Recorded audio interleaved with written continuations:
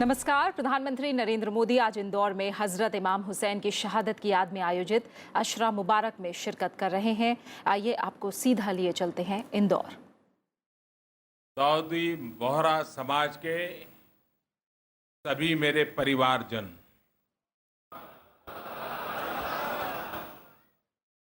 आप सभी के बीच में आना हमेशा मुझे एक प्रेरक अवसर बना देता है, एक नया अनुभव देता है।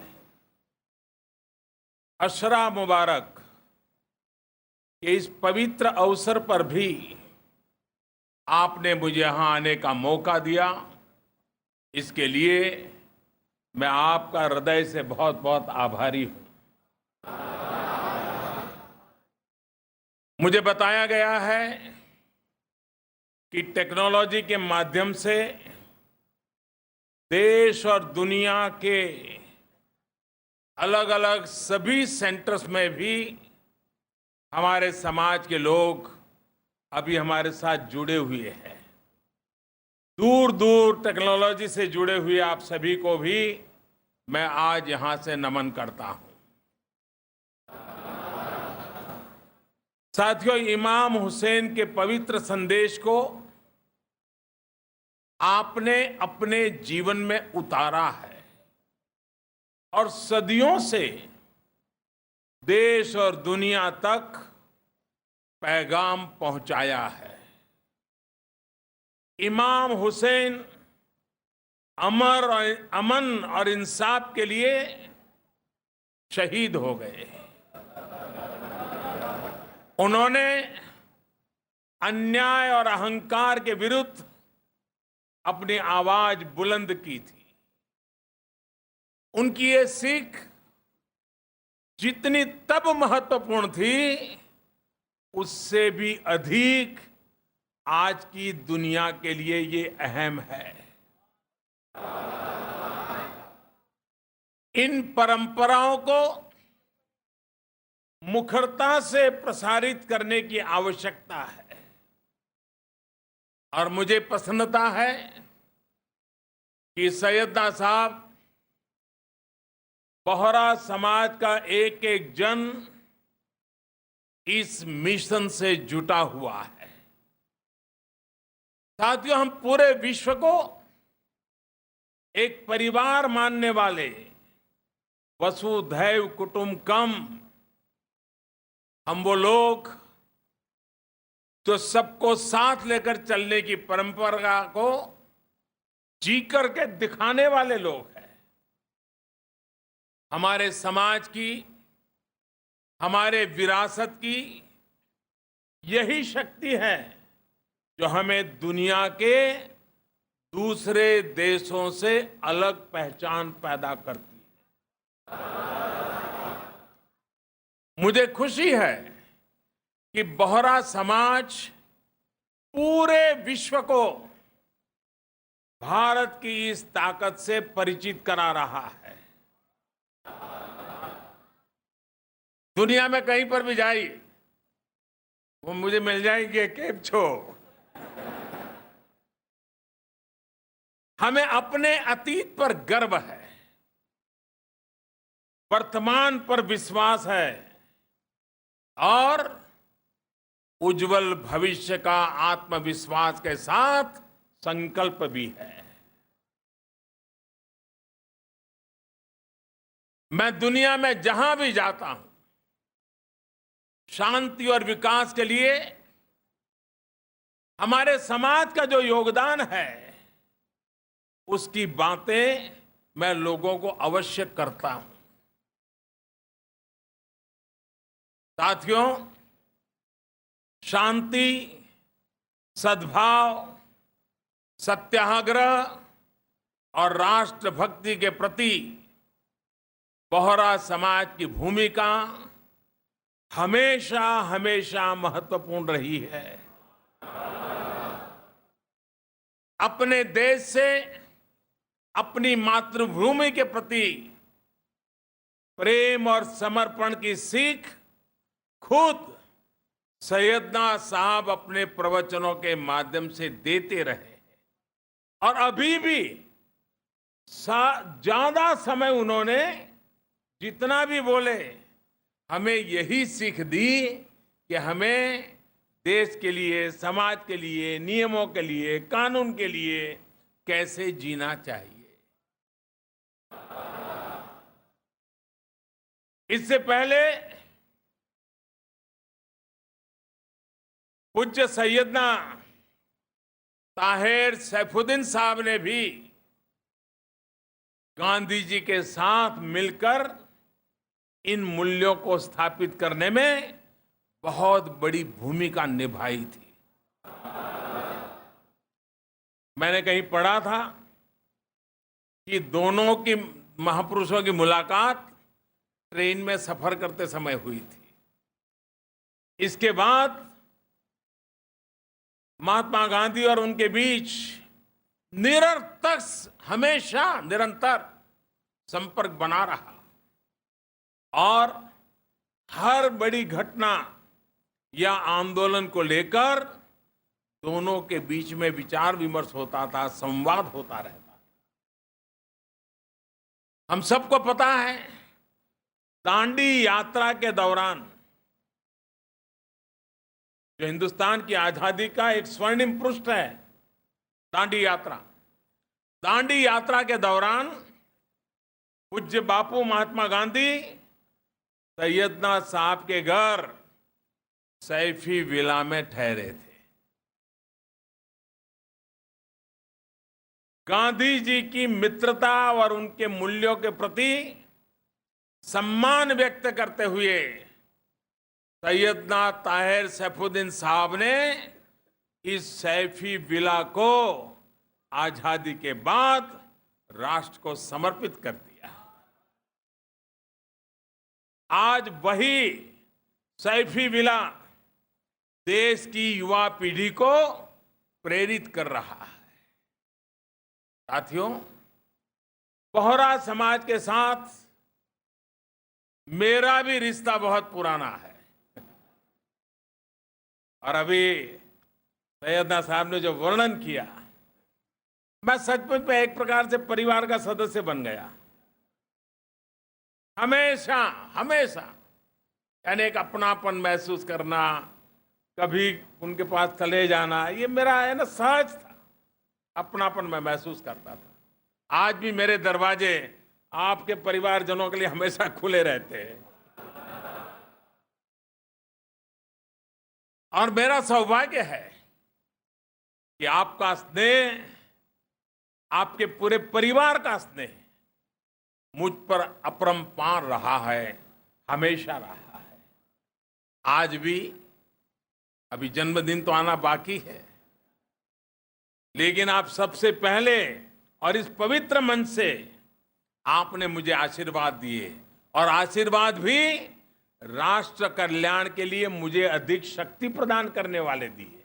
ये बहुत बड़ी बात होती है, ये बहुत बड़ी बात होती है और इसलिए भी मैं आपका हृदय से आभारी हूं। गुजरात का शायद ही कोई गांव हो, शायद, जहां बोहरा व्यापारी समाज का कोई प्रतिनिधि वहां न मिले। मैं जब गुजरात का मुख्यमंत्री रहा तब कदम कदम पर बोहरा समाज ने साथ दिया। आपका यही अपनापन मुझे आज यहां खींच लाया है। मुझे याद है कि किस प्रकार सैयदना साहब से मैंने, क्योंकि एक बार सैयदना साहब पाटन से वापस आ रहे थे, उनको सूरत जाना था, समय नहीं था, तो मैं एयरपोर्ट पे चला गया क्योंकि मैंने कहा मैं ऐसे थोड़े जाने दूंगा, आप नहीं आएंगे तो मैं आऊंगा। और उन्होंने मुझे इतना समय, हम एयरपोर्ट पर बैठे रहे, इतना प्यार किया, एक जैसे एक छोटे बच्चे को करते इतना प्यार किया। और वहां बातों बातों में मैंने गुजरात में पानी के संकट की चर्चा की, चेक डैम बनाने की चर्चा की। और मुझे आज बड़े संतोष के साथ कहना है कि इतनी सी हल्की फुल्की बातें चीतों को सैयदना साहब ने उस उम्र, और वो करीब 97, 98 तो पार कर चुके होंगे उस समय, 95 प्लस होंगे क्योंकि कई वर्ष हो गए। लेकिन चाहते ही उन्होंने इस मिशन मोड में इस काम को हाथ में लिया और गुजरात में अनेक जगह पर आपके प्रयासों से अनेक गांवों को चेक डैम से वर्षा का पानी संग्रह का बड़ा अभियान सफलतापूर्वक चलाया गया, जो गांवों को पानी मिला। इतना ही नहीं, आज से कुछ वर्ष पहले मैंने एक कार्यक्रम में कुपोषण उसके विषय में गुजरात में उसके खिलाफ लड़ाई लड़ने के लिए बोहरा समाज से सहयोग मांगा था, जन जागरण अभियान चलाने के लिए आग्रह किया था। इसको भी बोहरा समाज ने, सैयदना साहब ने हाथों हाथ लिया और भीषण समस्या को दूर करने में गुजरात की सहायता की। संयोग देखिए, इस बार जब दाऊदी बोहरा समाज अशरा मुबारक के पावन पवित्र अवसर पर जुटा रहा है, तब देश में, हम पूरे देश में पोषण माह मनाया जा रहा है, न्यूट्रिशन मिशन के तहत चलाया जा रहा है। एक एक शिशु, एक एक माता को सुरक्षित करने का ये अभियान आज देश भर में चल रहा है। आप सभी हर बच्चे की शिक्षा, उसके पोषण, उसके स्वास्थ्य को लेकर के जो कार्य करते रहे हैं, उसने समाज को सशक्त करने का काम किया है।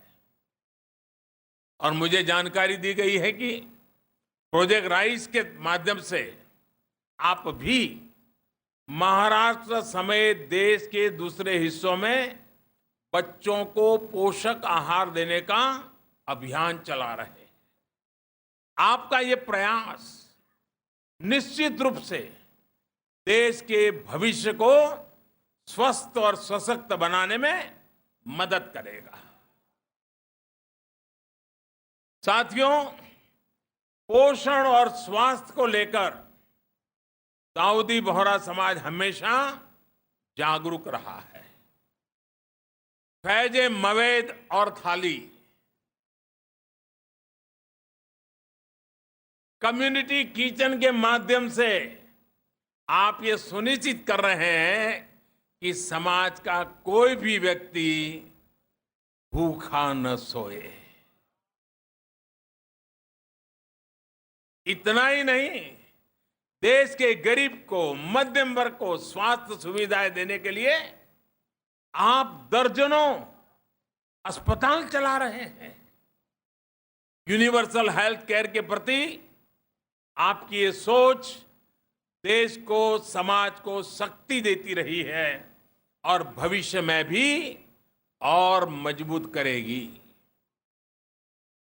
आप सभी ये भी जानते हैं कि देश में स्वास्थ्य को पहली बार सरकार ने इतनी प्राथमिकता दी है।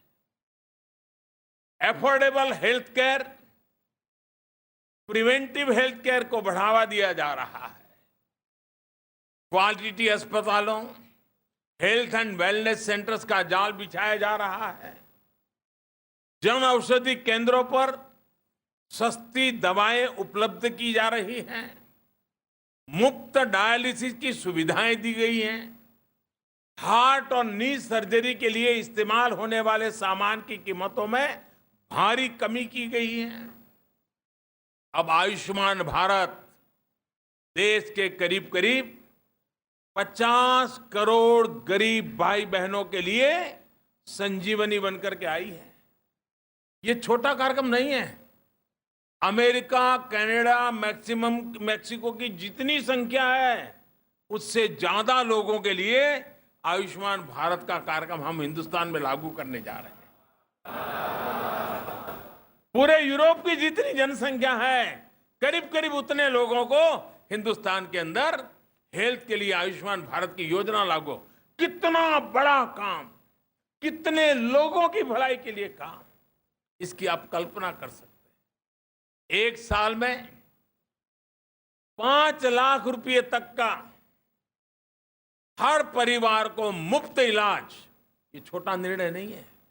50 करोड़ लोगों का, हर परिवार का 5 लाख रुपए का सालाना तक का पूरा खर्चा, उसके इलाज का पूरा जिम्मा सुनिश्चित करने वाली है आयुष्मान योजना का। इन दिनों भी ट्रायल ऑलरेडी चल रहा है। और 25 सितंबर, जबकि पंडित दीनदयाल उपाध्याय जी की जन्म जयंती है, उसे देश भर में लागू किया जाएगा। साथियों, पोषण और स्वास्थ्य सेवा के साथ साथ गरीबों, जरूरतमंदों के लिए घर देने का जो बीड़ा आपने उठाया है, वो भी सराहनीय है। मुझे बताया गया है कि लगभग 11,000 लोगों को आपके प्रयासों से अपना घर मिल चुका है। सरकार ने भी 2022 तक देश के हर बेघर गरीब भाई बहन को पक्का घर देने का लक्ष्य रखा है। आपको ये जानकर खुशी होगी कि अब तक 1 करोड़ से अधिक भाई बहनों को उनके घर की चाबी सौंपी जा चुकी है। यानी घोषणा ने उनको घर की चाबी मिल गई और बाकी घरों पर तेज गति से काम पूर्णता की तरफ आगे बढ़ रहा है। इसके अलावा शिक्षा और स्किल डेवलपमेंट के क्षेत्र में भी आपका सहयोग सरकार के प्रयासों को एक और ताकत देता है। कभी कभी समाज की शक्ति और सरकार की शक्ति मिलती है तो परिणाम अनेकों गुना ज्यादा आता है। सिर्फ डबल होता है ऐसा नहीं, अनेकों गुना ज्यादा अच्छा होता है। देश के जनमानस के जीवन को सरल बनाने के, जीवन स्तर को ऊपर उठाने के लिए हम लगातार कोशिश करते रहते हैं, आगे बढ़ाते रहते हैं। साथियों, गरीब और मध्यम वर्ग से जुड़ा एक और विषय है जिस पर सरकार ने बल दिया है। वो विषय है स्वच्छता का। स्वच्छ भारत अभियान शुरू भले ही सरकार ने किया हो, लेकिन आज इस अभियान को देश की 125 करोड़ जनता खुद होकर के आगे बढ़ा रही है। गांव गांव, गली गली में स्वच्छता के प्रति एक अभूतपूर्व आग्रह पैदा हुआ है। 4 वर्ष पहले तक जहां देश के 40% घरों में, मैं प्रधानमंत्री बना उसके पहले हमारे देश में सिर्फ 40% घरों में ही टॉयलेट थे। हमारी माताओं बहनों को कितनी तकलीफ होती होगी, इसका हम अंदाज कर सकते हैं। घरों में टॉयलेट की संख्या जब आया था मैं 40% थी। इतने कम समय में अब वो 90% तक पहुंच चुकी है। और मुझे विश्वास है बहुत ही जल्द पूरा देश खुद को खुले में शौच से मुक्त घोषित करने की तरफ सफलतापूर्वक आगे बढ़ेगा। आज हम जिस इंदौर शहर में जुटे हैं, ये तो स्वच्छता के इस आंदोलन का अगुवा है, लीडर बन गया है। इंदौर निरंतर स्वच्छता के पैमाने पर देश भर में नंबर 1 रहा है। और इसलिए मैं इंदौर के सभी नागरिकों को, यहां के चुने हुए प्रतिनिधियों को, यहां के कॉरपोरेशन के व्यवस्थापकों को, यहां के राज्य सरकार को, यहां के मुख्यमंत्री शिवराज जी को, उनकी पूरी टीम को, हृदयपूर्वक बहुत बहुत अभिनंदन करता हूं। इंदौर ही नहीं, भोपाल ने भी इस बार कमाल कर दिया है। एक प्रकार से पूरे मध्य प्रदेश के मेरे युवा साथी एक एक जन इस आंदोलन को गति दे रहे हैं। स्वच्छता और पर्यावरण की पवित्रता सुनिश्चित करने में आपके समाज के योगदान से भी देश भली भांति परिचित है। सैयदना साहब तो खुद स्वच्छता और पर्यावरण की सुरक्षा के प्रति आग्रही है ही। और मुझे याद है, बड़े सैयदना साहब की जन्म शताब्दी थी और उस कार्यक्रम में मुझे बुलाया था। पता नहीं और लोग कैसे जन्म शताब्दियां मनाते हैं, जन्मदिन मनाते हैं।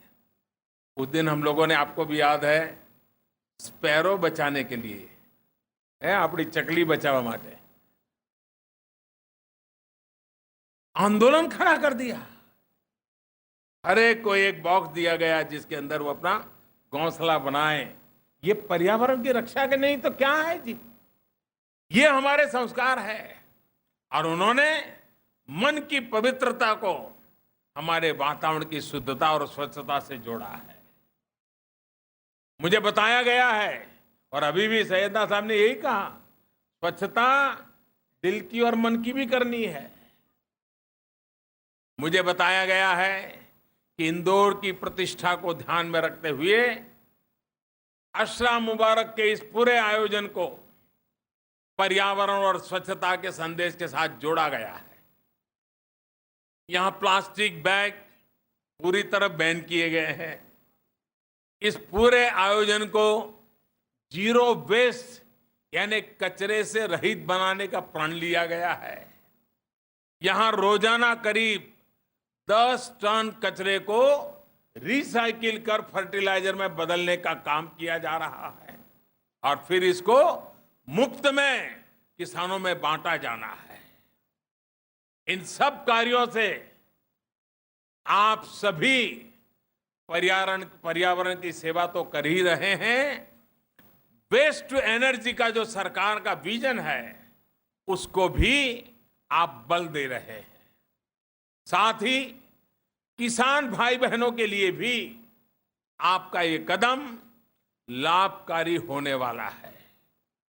मेरा तो देश भर के स्वच्छाग्रहियों से आग्रह है कि इस तरह आयोजनों से सबक लेकर स्वच्छता से जुड़े जो हमारे आगे के कार्यक्रम में हैं उनमें भी वेस्ट टू एनर्जी पर बल दिया जाए। कल 15 सितंबर से स्वच्छता ही सेवा, 2 अक्टूबर तक, गांधी जयंती तक स्वच्छता ही सेवा ये पखवाड़ा शुरू हो रहा है।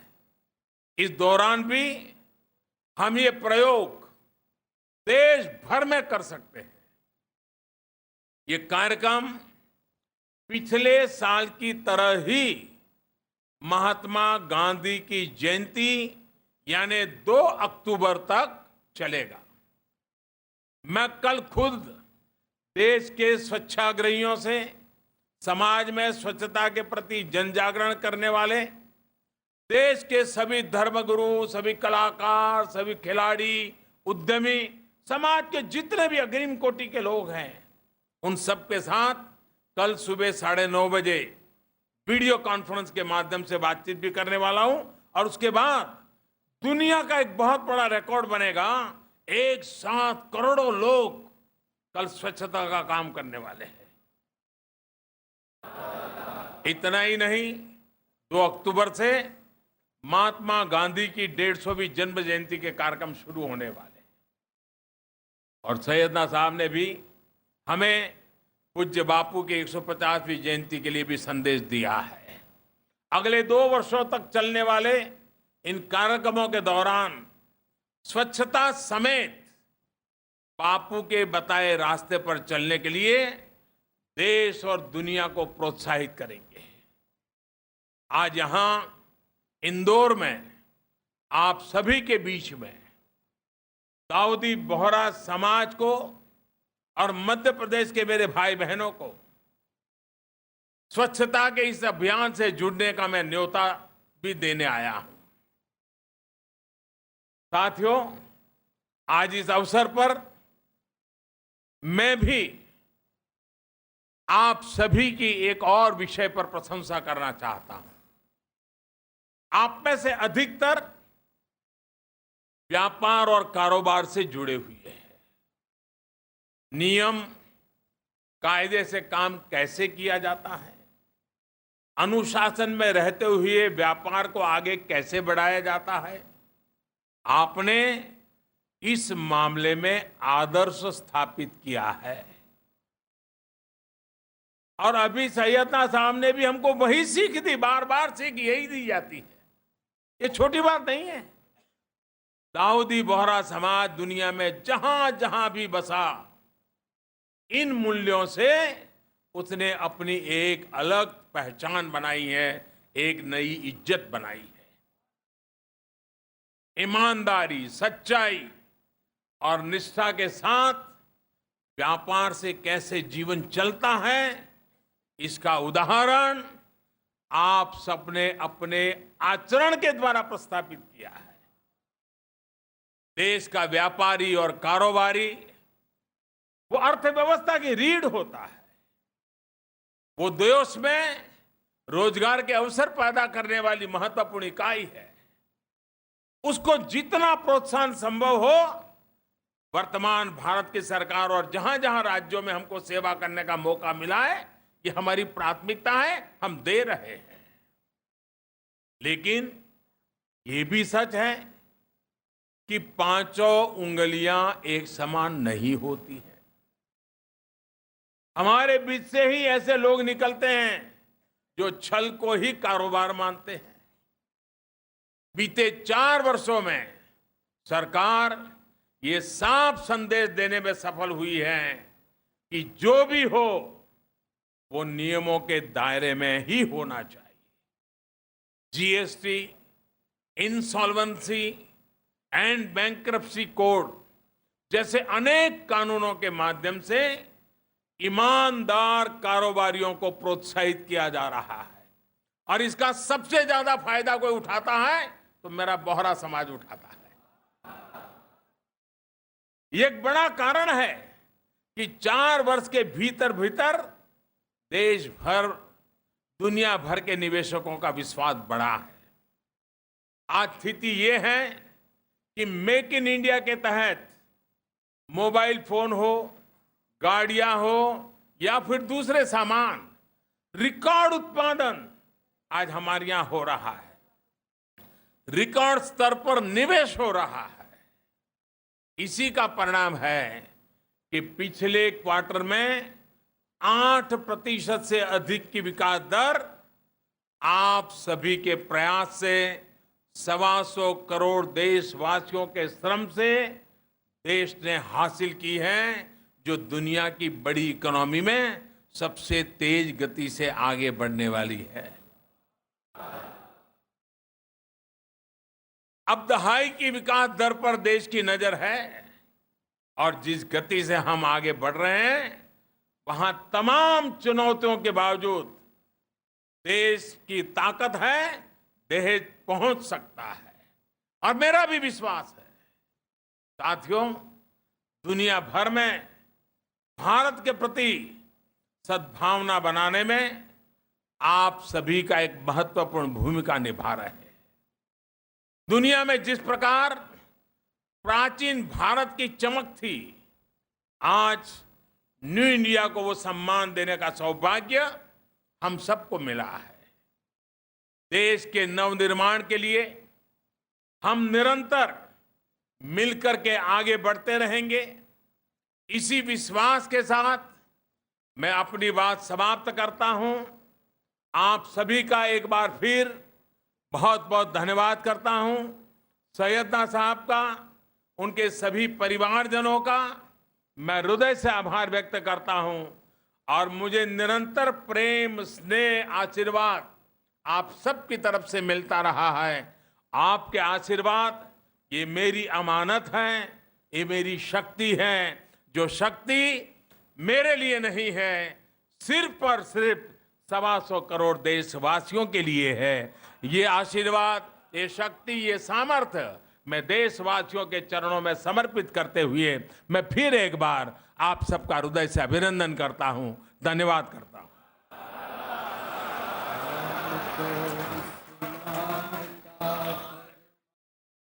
ये सीधा प्रसारण देख रहे थे आप इंदौर से, जहां प्रधानमंत्री नरेंद्र मोदी हजरत इमाम हुसैन की शहादत की याद में आयोजित अशरा मुबारक में शिरकत कर रहे थे।